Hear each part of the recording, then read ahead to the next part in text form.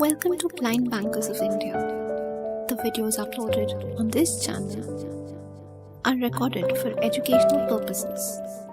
These are specially designed for persons with vision impairment. Press the bell icon to subscribe to our channel. JIIB Paper 2 Accountancy Chapter 6 Accounting Structure Part 3. Hello friends, this is Dr. Ashwini Kumar Agrawal bringing you simple lessons to understand accounting structure, and we are in Chapter 6. We have covered 2 parts and we are on the third and the final part of this chapter. So let us begin. Transfer price mechanism. What is transfer price mechanism?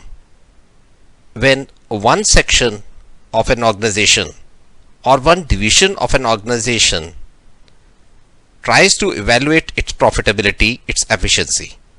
जब भी एक बड़ा division, एक बड़ा section अपनी profitability assess करना चाहता है तो उसे ट्रांसफर प्राइस मैकेनिज्म का अपनी प्रॉफिटेबिलिटी के असेसमेंट के लिए यूज करना होता है. जो भी गुड्स एक डिवीजन दूसरे डिवीजन को दे रहा है उसकी कॉस्टिंग करनी है.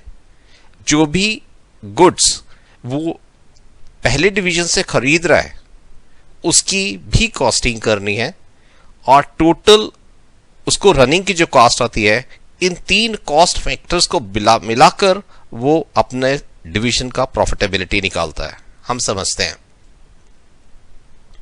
हमारी ब्रांच है पीएनबी की ब्रांच से ब्रांच ए जिसमें हम काम करते हैं, और इस ब्रांच ए की प्रॉफिटेबिलिटी हमें निकालनी है.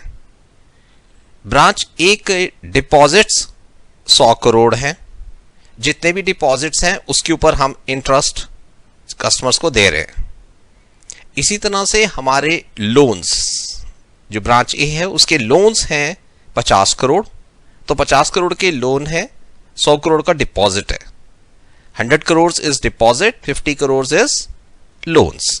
So whatever loans we have extended, this branch A has extended 50 crore rupees, it is earning interest on that. Then we got a surplus of 50 crores. 5 crore हमारे पास डिपॉजिट एक्सेस है. ये डिपॉजिट हम head office को transfer कर देते हैं.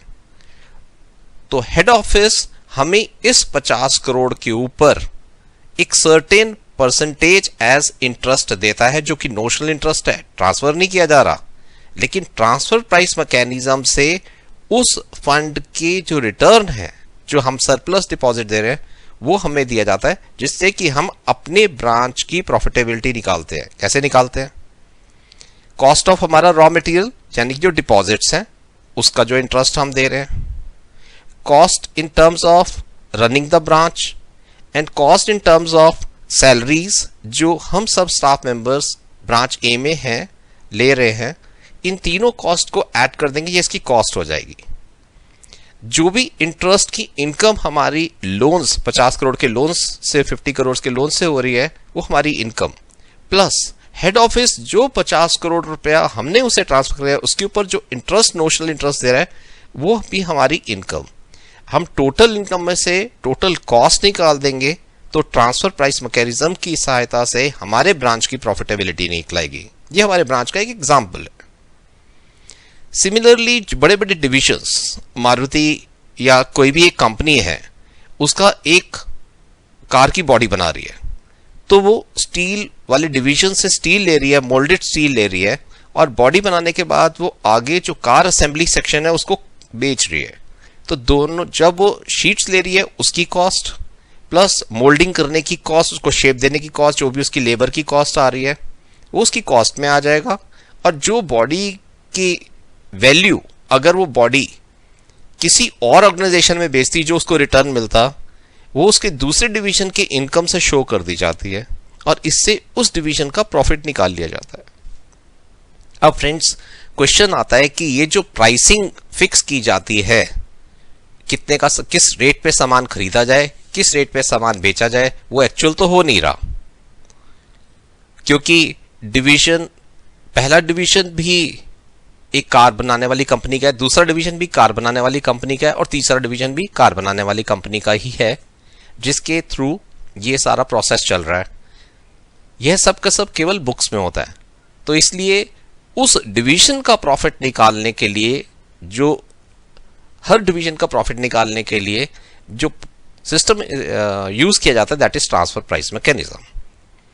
Transfer price mechanism में किन चीजों का ध्यान रखना है? Number 1, arm length distance. जब भी प्राइस फिक्स करेंगे, ऐसा फिक्स करेंगे, मान लें वह 2 डिफरेंट ऑर्गेनाइजेशंस होती और उन ऑर्गेनाइजेशंस के बीच में अगर व्यापार होता तो वो क्या कॉस्ट लगाती, क्या प्राइस लगाती, उसी बेसिस पे ट्रांसफर प्राइस मैकेनिज्म का कॉन्सेप्ट किया जाता है। Number 2, cost plus markup. एक सर्टेन जो भी उसकी कॉस्ट इन्वॉल्व है, उस यूनिट की कॉस्ट इन्वॉल्व है,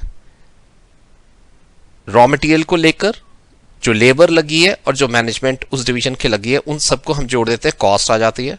उस कॉस्ट पर यूनिट को निकालकर उसके ऊपर से 10% मार्कअप लगाकर हम उसका सेलिंग प्राइस निकालकर उसका ट्रांसफर प्राइस मैकेनिज्म से प्रॉफिट निकालें, तो that is called cost markup method. Resale price method, हर चीज की जो हम डिवीजन के अंदर, उस डिवीजन के अंदर ट्रांसफर प्राइस मैकेनिज्म से प्राइस लगाते हैं, वो प्राइस ऐसा लगाएंगे अगर उसकी रीसेल की जाती तो क्या प्राइस मिलता। Transfer price mechanism that is TPM extensively banking में यूज किया जा रहा है ब्रांच की प्रॉफिटेबिलिटी के लिए। जैसा कि मैंने बताया था, अगर ब्रांच की सिचुएशन ऐसी है कि उसके डिपॉजिट है 50 करोड़ 50 करोड़ एंड उसके लोन्स हैं 100 करोड़, तो ऑब्वियसली उसे हेड ऑफिस से 50 करोड़ रुपीस बोरो करने होंगे। तो जो बोरो के ऊपर भी जो रेट ऑफ इंटरेस्ट, बोरो करने पे जो रेट ऑफ इंटरेस्ट लगेगा, that is transfer price mechanism से एस्टैब्लिश किया जाता है। जो कॉस्ट ऑफ फंड बैंक को ऑन एन एवरेज है, उसके ऊपर एक मार्कअप प्राइस लगाकर rate of interest head office charge करता है और ट्रांसफर प्राइस मैकेनिज्म, जिसे हम टीपीएम बोलते हैं, उस रेट पर वो उस ब्रांच को फंड्स प्रोवाइड करता है, जिससे हर ब्रांच की प्रॉफिटेबिलिटी हम निकालते हैं और प्रॉफिट मैक्सिमाइजेशन के ऊपर काम कर पाते हैं। रिवाइज करते हैं। अकाउंटिंग लैंग्वेज है which records, collects, systematically arranges and finally interprets the information regarding financial transactions in business entities. Being accounting का एक छोटा हिस्सा है। जब हम फाइनेंशियल ट्रांजैक्शंस को रिकॉर्ड करते हैं और उसको सिस्टमैटिकली अरेंज करते हैं, वह बुक कीपिंग में आता है। उसके बाद ट्रायल बैलेंस बनाया जाता है, जिसके अंदर सभी डेबिट एंट्रीज एक साइड, सारी क्रेडिट एंट्रीज दूसरी side, total of debit entries total of credit entries बराबर होंगी। अगर उसमें कोई डिफरेंस है तो एरर रेक्टिफिकेशन किया जाता है, जिससे अकाउंट्स को ठीक किया जाता है। एक बार हमारा ट्रायल बैलेंस बन जाता है तो उससे हम इंटरप्रिटेशन के लिए फाइनेंशियल स्टेटमेंट्स बनाते हैं। हम लोगों ने देखा 3 फाइनेंशियल स्टेटमेंट्स हम प्राइमरीली फोकस करते हैं, दैट इज ट्रेडिंग अकाउंट, जिसके अंदर direct expenses and direct incomes, profit and loss account, indirect expenses and indirect income, balance sheet, asset, liability और कैपिटल। एक साइड असेट शो करता है, दूसरी साइड कैपिटल प्लस लायबिलिटी। इसका टॉप लाइन कैपिटल ऑर्गेनाइजेशन का, bottom line net profit. Further interpretation के लिए हमारा होता है कैश फ्लो स्टेटमेंट, जिसके अंदर sources of cash and application of cash के बारे में रिफ्लेक्शंस रहते हैं। देन फंड फ्लो स्टेटमेंट, जिसके अंदर वर्किंग कैपिटल के मूवमेंट के बारे में जानकारी रहती है।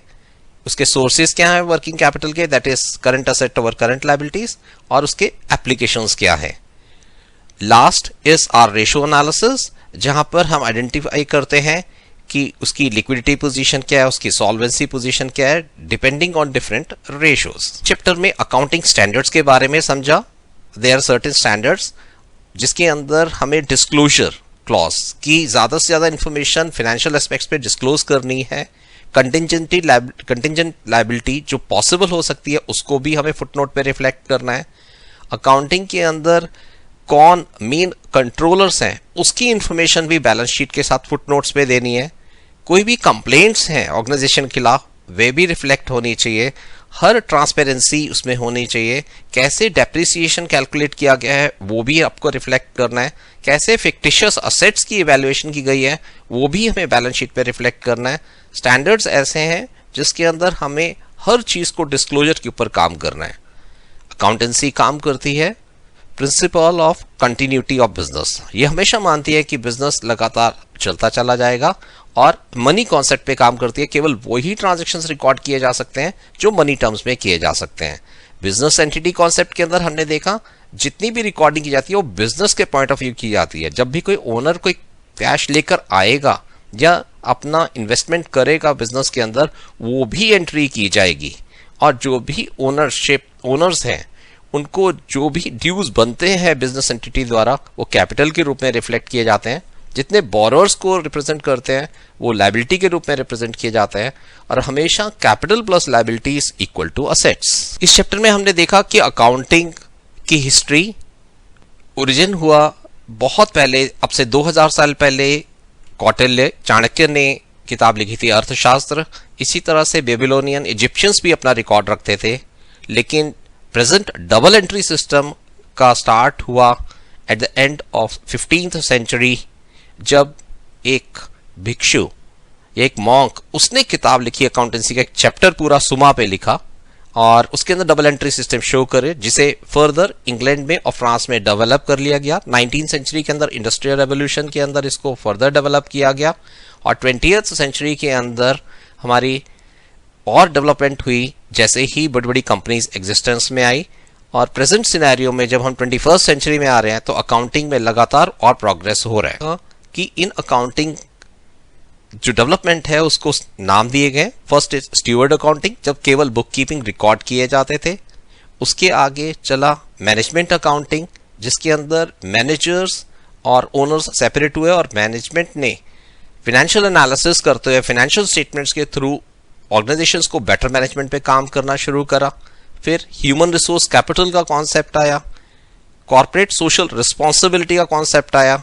ये सब चीजें अकाउंटिंग को प्रेजेंट सिचुएशन तक लेकर आई हैं। समझ में आया कि अकाउंटिंग स्टैंडर्ड से एक यूनिफॉर्मिटी आई, कंसिस्टेंसी आई, जिससे हम एक ऑर्गेनाइजेशन को दूसरी ऑर्गेनाइजेशन से कंपेयर कर सकते थे, और पिछले साल के रिकॉर्ड्स को प्रेजेंट ईयर के रिकॉर्ड्स के साथ भी हम कंपेयर कर सकते थे। अब है accounting standard board of India. I repeat, accounting standard board of India. Sure आप लोगों ने एंजॉय करा होगा अकाउंटिंग स्ट्रक्चर का यह चैप्टर 6। यहाँ पर यह समाप्त होता है। Thank you so much, and I am sure I will be in a position to share more with you as the time passes. For any feedback, please send mail to me at akagrawal99@gmail.com, or you can send message to me on 9999428886. Thanks a lot once again. Thank you.